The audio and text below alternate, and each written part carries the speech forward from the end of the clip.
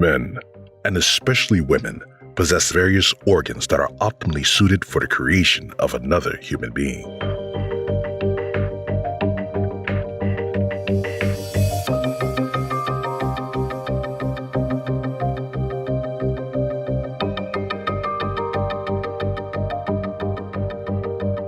The ovary possesses about 500,000 eggs embedded in follicles. Several follicles, and therefore eggs, mature in each cycle.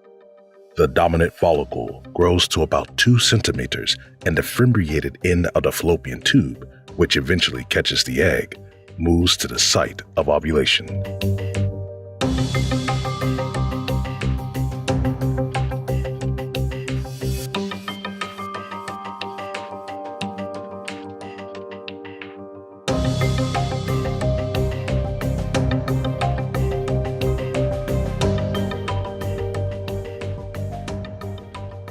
The egg consists of an outer layer called the corona radiata.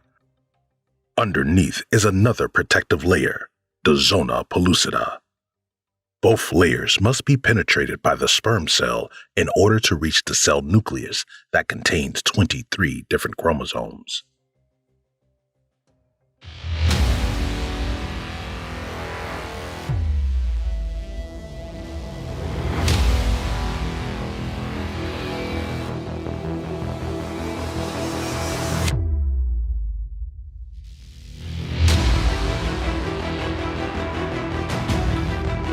Each chromosome contains DNA. DNA is the blueprint for building our body cells. Eye color, body size, arrangement and function of our organs. It's all in there.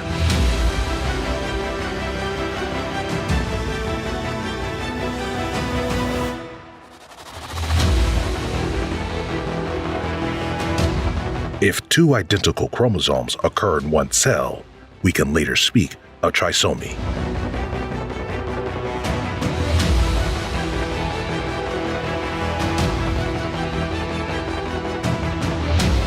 The egg cell is transported inside the fallopian tube with the help of cilia and mucus produced by glands in the walls of the fallopian tube.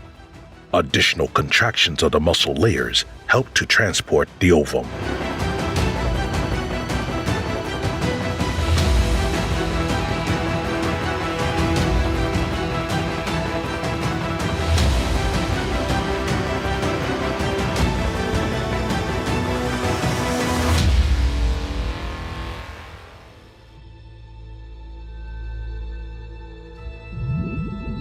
At a speed of about 3 to 4 millimeters per minute, something else makes its way from the other side of the fallopian tube. Sperm cells, thousands of them, and barely visible. They all have only one goal: reaching the ovum.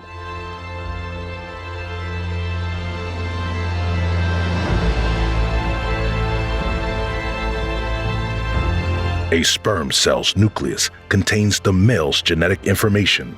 Through messenger substances emitted by the egg cell, the remaining sperm cells find their way to the ovum.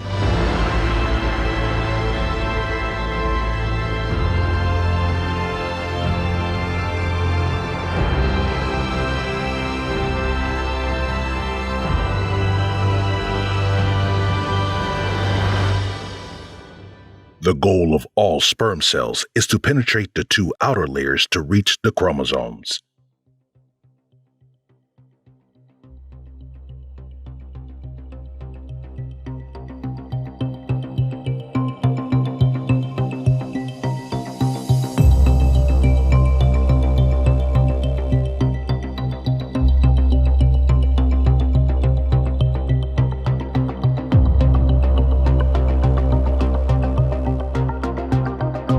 The sperm cell penetrates corona radiata and zona pellucida, resulting in the degradation of the acrosome cap. Upon entering the cytoplasm, fertilization occurs, resulting in activation. Activation causes, among other things, a structural change of the zona pellucida so that no further sperm can penetrate. In addition, activation causes the ovum to complete its second maturation division. In this process, the sister chromatids are pulled into opposite poles, and a female pronucleus and a polar body are formed.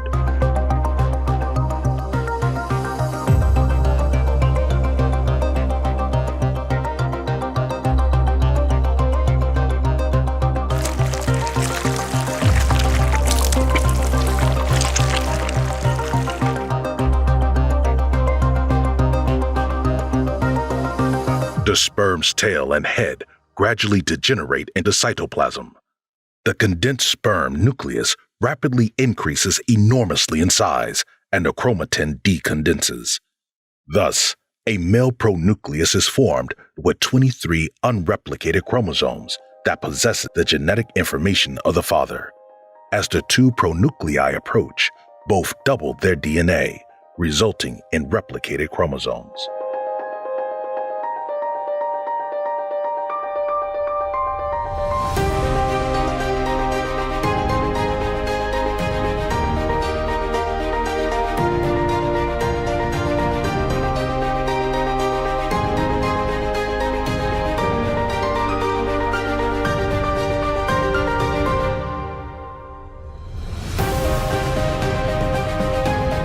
Finally, syngamy occurs, in which the pronuclei dissolve and the chromosomes of male and female are properly aligned in the spindle apparatus.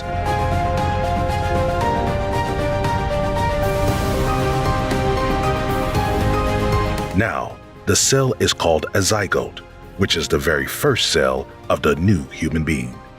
The stage of cleavage begins. In this process, the cell continues to divide. 2 cells, then 4, then 8. At a 16-cell to 32-cell stage embryo, we speak of a murula, since the shape resembles a mulberry. The cells are still enclosed by the zona pellucida. Thus, after each cell division, whilst the number of cells increases, the size of each cell diminishes. Finally, the blastocyst is formed. The blastocyst consists of a fluid-filled cavity, the cells of the embryoblast and the trophoblast. The embryoblast is the initial structure of the new human being, whereas the trophoblast is the origin of placenta and membranes. Let's see the individual stages in the fallopian tube. Fertilization occurs at the end of the tube. The first cell division takes place about a day after fertilization. Eventually, further cell divisions happen, forming the murula. And in the uterus, the blastocyst is created. At this stage, the mucous membranes of the uterus or womb has already been prepared for the implantation of the blastocyst. Usually, the blastocyst implants in the posterior wall of the uterus. However, implantation can also occur on the side, as we will see in a moment.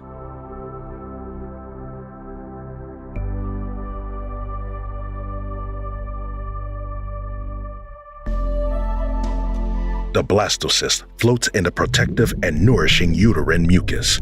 For implantation in the uterus, the blastocyst must first hatch from the protective zona pellucida.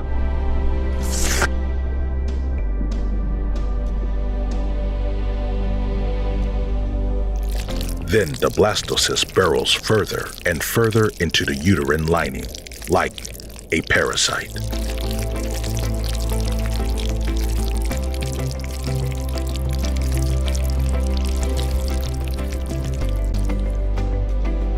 Let's take a closer look at this. The endometrium has a protective epithelium and capillaries filled with blood, as well as mucus-producing glands. The trophoblast cells fuse with the endometrium, and a syncytial trophoblast is formed that will nourish the embryo. In addition, hypoblast and epiblast arise from the embryoblast. The embryo burrows further into the endometrium, rapidly increasing in cell mass and leaving a wound, which may result in a completely harmless implantation bleeding. Finally, the amniotic cavity is formed. As the process continues, the yolk sac is created, as well as a non-cellular plug that is later sealed by migrating uterine epithelial cells. The trophoblast rapidly increases in size, with the amniotic cavity and yolk sac remaining relatively small. This gives rise to the chorionic cavity and the body stalk.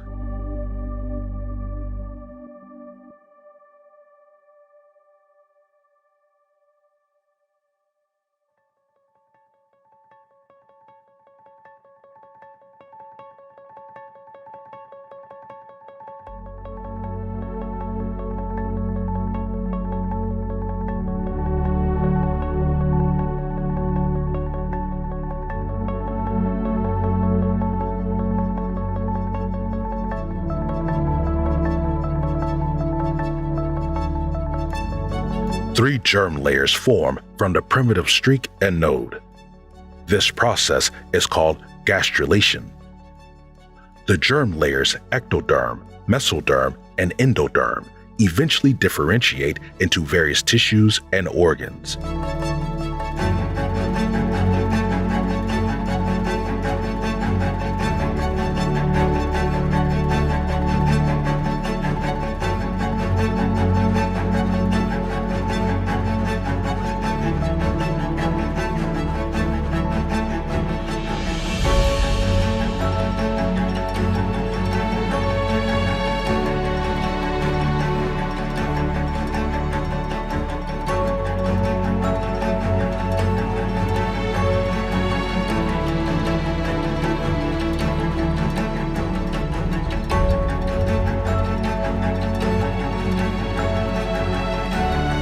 In the course of the third week of development, neurulation occurs.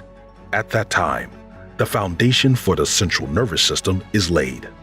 The neural groove is formed, closing from the center to the sides. At the sides, small bumps called somites can be seen. The neural groove becomes the neural tube, which later forms, for example, spinal cord and brain.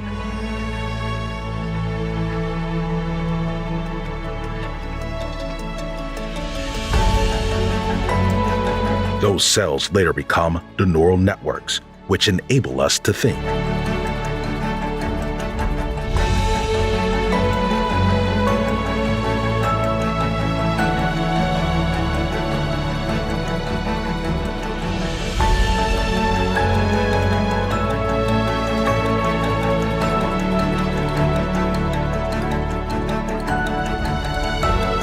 In the fourth week of development, this process is almost complete. The embryo is still in the amnion, which is filled with amniotic fluid that has numerous functions. The optic placodes, which are the basis for the inner ear, can be seen, and the heart is already pumping blood through the intra-embryonic blood vessels.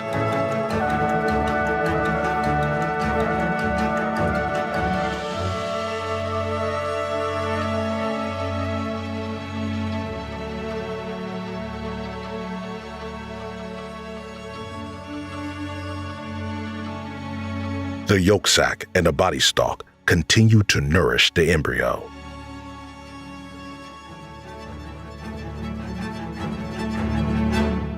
The chorion is the outer membrane and is connected to the body stalk. The chorionic villi are surrounded by maternal blood. This allows them to carry nutrients to the embryo and nourish it. We'll see more on this later.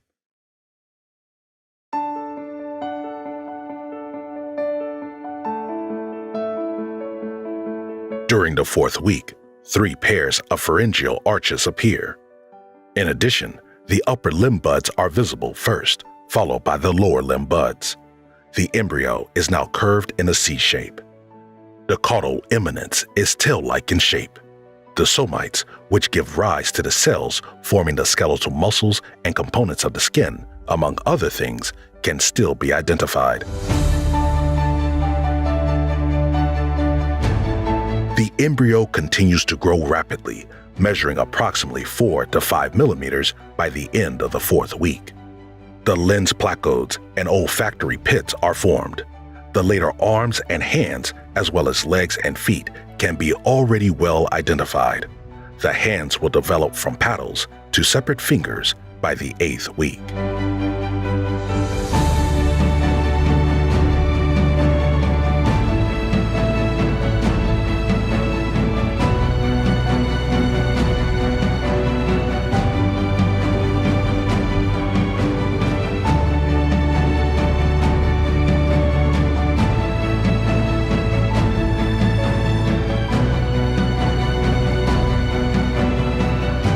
The embryo is about 23 millimeters long by the middle of the 8th week. The legs will not lose their webbed feet until a few days after the hands.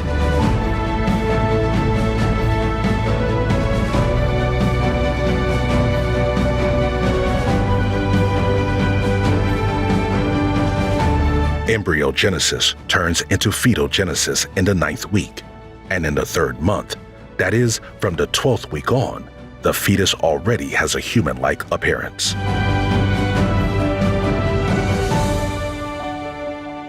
The eyelids are closed.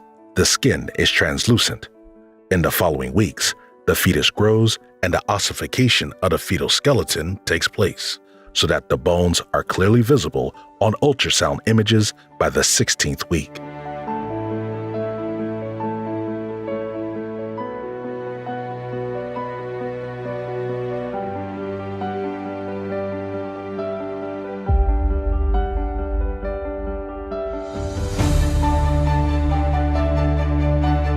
In addition, the body is completely covered with downy lanugo hairs, which help, among other things, to keep the vernix secreted by dedicated cells on the skin.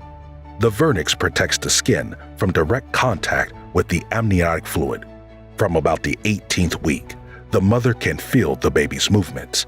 In addition, the sucking reflex has already been established. By the 28th week, the hair on the head, eyebrows, and eyelashes continue to grow. In addition, the eyes open. The fetus gains a lot of mass in the last few months, and the lanugo hairs and the vernix gradually fade away. It is also slowly getting tighter and tighter in mom's belly. At first, the fetus is supplied by the body stalk and yolk sac, but then more and more by the umbilical cord and placenta. Since the fetus possesses both the DNA of the mother and of the father, the blood of the fetus must not mix with the blood of the mother. The placenta is responsible for this. It is responsible for the exchange of substances between mother and fetus. The chorionic villi, which were previously completely distributed over the chorion, have regressed to other parts of the uterus. The remaining villi are part of the placenta. Maternal blood, rich in oxygen and nutrients, enters the intervillous space via the arteries. Veins carry away the oxygen and nutrient-poor blood.